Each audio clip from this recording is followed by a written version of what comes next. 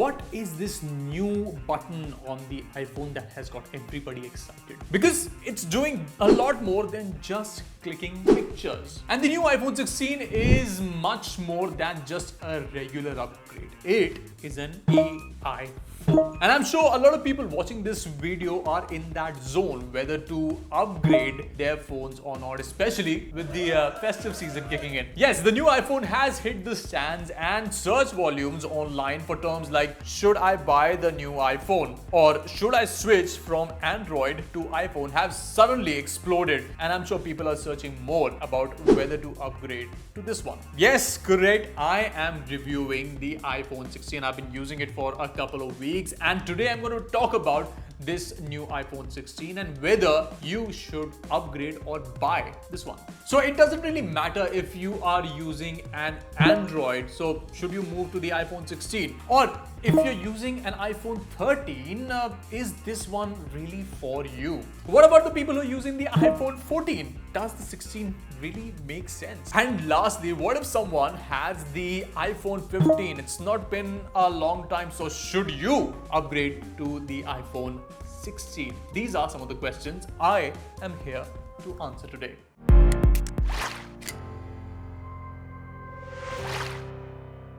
So the design, although similar to before, has some very subtle new additions that you will notice. For example, the camera button that sits on the right is infused within the chassis, so there are no accidental touches that you will encounter.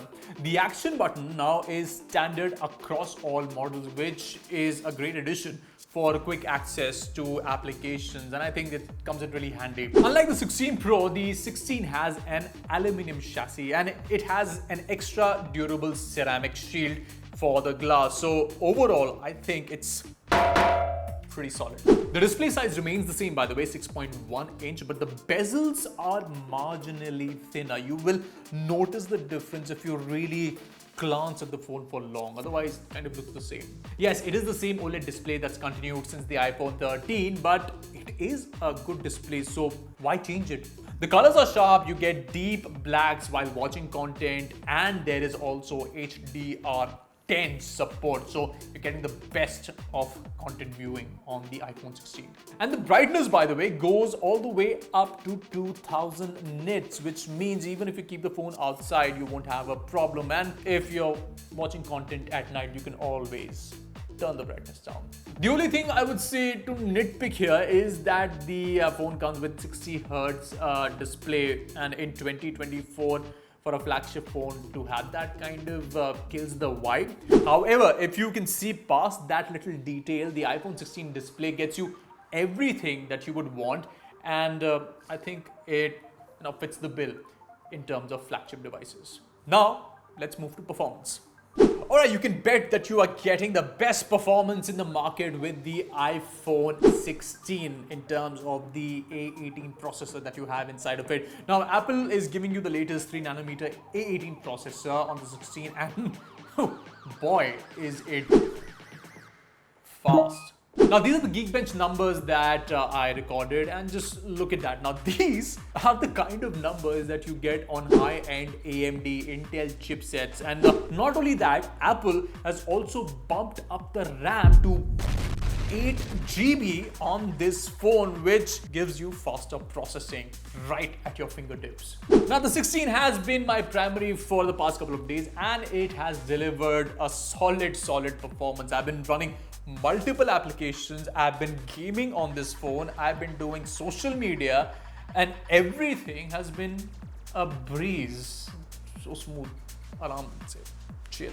Now, there is hardware accelerated ray tracing inside this phone, which basically is a game changer when you are playing AAA games. By the way, these are console level games you can play on the iPhone 16. I tried the new Assassin's Creed game, which on medium graphics runs smooth, but if you're playing BGMI or COD, you can run these games at high graphics and they will run without any trouble. So yeah, it's a good gaming engine. Now, I'd have loved if Apple gave us the next gen USB 3.2 on the 16 to help stream games, but yeah, sadly that feature isn't there.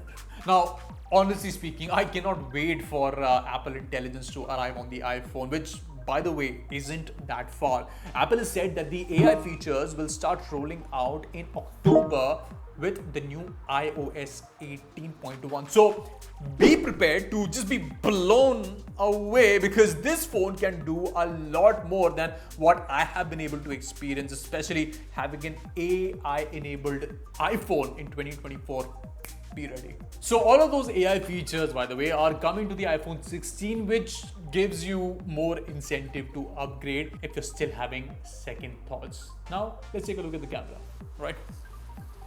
Alright, so the same cameras, I mean really, you've just placed it vertically instead of the diagonal placement. Is it the same?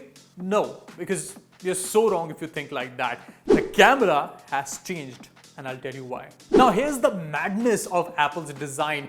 They have placed the camera sensors vertically because of a reason, and the reason is recording spatial audio, because Apple wants to push spatial audio because of the Vision Pro, because you can view spatial in the Vision Pro only.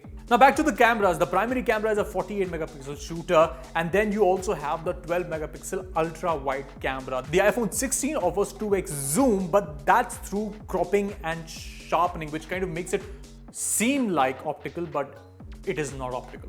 Now for selfies, you get a 12 megapixel camera that is also good. Now I needed some life in my pictures, which is why I took the camera to a place that has a lot of life, and it's one of the best spots in Delhi that I feel you can get closer to nature, and that's Sundar Nursery. The 48 megapixel primary lens is spectacular for capturing landscapes, as you can see here. It's managed to compensate for the flare and gets you plenty of dynamic range and contrast in terms of the color of the sky. I just loved this shot of the monument. The sensor has been able to balance the color and the contrast between the sky, clouds and the monument perfectly. The deep blacks in the leaves highlight that it has plenty of dynamic range, and the texture, as you can see on the pathway, shows the kind of detailing this phone is capable of. This is a wide angle shot of the same, and as you can see, there isn't a lot of color shift, which I liked. The 26mm shot also has enough clarity and maintains the crisp details on the monuments. The 5x shot are also sharp with balanced color tones. There is the 10x zoom shot, and even then the clarity is impressive. Yes, you start to lose details as you zoom into the shot, but overall quality, I think, in this picture is good. There is plenty of depth in the shots, and the sensor balances the colors all over very well. Compared to the wide angle shots, the standard compositions are more sharp. The detailing in this photo has been captured well. What amazed me is that the light was relatively lesser when I was taking this shot, and despite that, it was able to capture some of the finer details on this window. I experimented with a few macro shots as well. While the phone doesn't have a macro lens, it still managed to get some decent shots. Even the portrait mode is good and is able to separate the subject from the background effectively, as you can see in some of these samples. The colors are true, and I loved the depth effect it is able to give. Low light pictures also come out nice. The sensor inside can take in enough light in order for lesser post-processing. While there are times that it overcompensates and the colors seem a little overblown. Like this shot. The composition is great, but the sky in the background is relatively more blue than it was. I'm not saying it's bad, but it's a little saturated than what I would have liked. So if you're okay with that, then this phone is great. Selfies also come out good, though edge detection in portrait shots might be a bit iffy, especially when you're clicking in low light. Overall, the camera system on the iPhone 16 is good. While the selfie camera has the same 12 megapixel sensor that you have on the 15, there is a new audio mix feature, by the way, that is a complete game changer in terms of people who record a lot of video content on their phones. Now, I don't know whether I'll be able to explain it this way, but let me show you a demo to give you an idea what this new feature is like. So what I'm going to do, I'm going to roll down my windows and let the traffic noise come in, and that will give you a sense of how this tech works. So right now the windows are up, but let me just roll the windows down and let all of the external sound come into the car, and you can see the changes in the audio. Right now you can see the ambient noise, but the moment I switch to an in-frame mode, you will see that my voice is a bit more clearer. There are different modes to experiment with. There is studio mode, there is cinematic mode, so you get these different sound profiles, and I think this is an excellent feature that Apple has added, especially for people who create a lot of video content. And not only that, the new camera styles, by the way, just changes the way that you use the iPhone. You can actually slide across different profiles just this way and experiment with different color tones, which I think is fantastic for people who like playing with color. This could be a game changer in the photography segment, because right now most of it is happening post-production, but in the iPhone 16 you can do it live while clicking pictures. Now this camera control button, I will confess that it is not that intuitive as I expected it to be when Apple was announcing the button. While I ended up using it most in the landscape mode, using it vertically is really an inconvenience. See, which is why whenever I'm using it vertically, I tend to press the button and the camera shakes a little, which kind of disrupts the overall photography experience. So yeah, that's a problem. Yes, it is a multi-touch buttons and has a lot of options like zooming in, or you can also zoom out. You can change color tones, you can change the focus if you want, up, down, slide. So there's a lot of functionality in this camera control button. However, getting used to the camera control button will take some time, so you'll have to be a little patient with it. Don't be impatient, otherwise, well, you might just give up on it. And now it's time to look at the next big feature. Okay, so you saw the camera, you saw how good it is. Now let's talk about the most essential component, the battery of the phone. Now the battery on the iPhone 16 has received a bump almost 10 to 15% in terms of its capacity on paper. Now we don't have the exact mAh numbers because Apple doesn't give us those, but in terms of video playback, you're getting 22 hours. That's 2 hours more than what you get on the iPhone 15, which indeed is a bump up. Now, in my daily use, I got good battery life and really have nothing to complain about. The charging time, in fact, is more than what Apple claimed at the event, because Apple said that you get 50% in 30 minutes. I actually am getting 58% charge in 30 minutes using the 96-watt charger, Apple charger that I have. Now, with your regular use, your day's backup will support you easily and you'll be sorted for the entire day. However, like I said before, if you go heavy on applications and gaming, you might need that extra juice from the charger later in the day. Alright, so now enough about the phone. I've given you enough details to understand what the iPhone 16 can offer, but now let's answer the bigger question, the upgrade dilemma. So, who should buy the iPhone 16?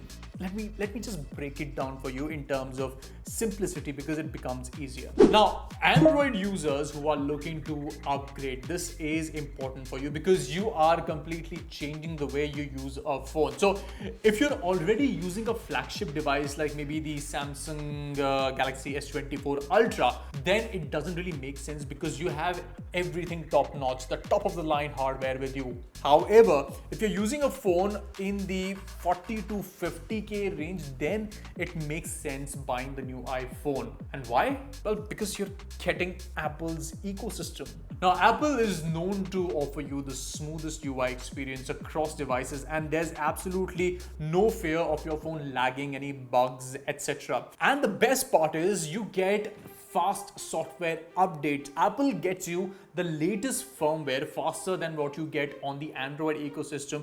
And yes, it makes the overall experience on the iPhone just like the best. And the best part is, unlike an Android, the iPhone can really last you long.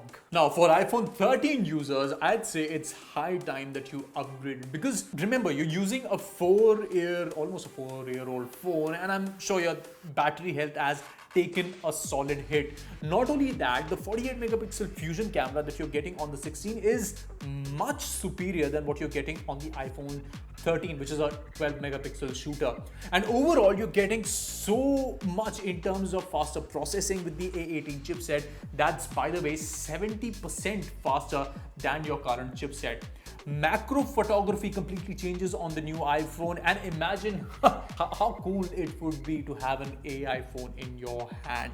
It So totally makes sense for you to upgrade. Plus, if you turn in your older iPhone, you'd be able to get good discounts for exchanges. So don't think twice. It just makes perfect sense for you to upgrade to the new iPhone. Now, people who are on the iPhone 14 might have a bigger dilemma here, but let me try to convince you here. I'll try. So you don't only get the latest A18 chipset, which is like the most powerful, gives you longevity in terms of the iPhone because you won't have to upgrade for the next 4 to 5 years. But then again, you're also getting all of these AI features with the 16 that the 14 will never have. So you'll miss out on that. Plus, the hardware innovation also matters here. You're getting the new camera control button, and just imagine if you'll be able to flaunt it, even though you won't use it a lot, but still you'll flaunt it saying, my iPhone has a new button. Plus, the new audio mix feature, by the way, is a game changer. You saw the demo. Content creators will love it. And the new camera samples that I showed you with the 16 are just perfect for your Instagram. With just one click, you can change styles, do so many things. So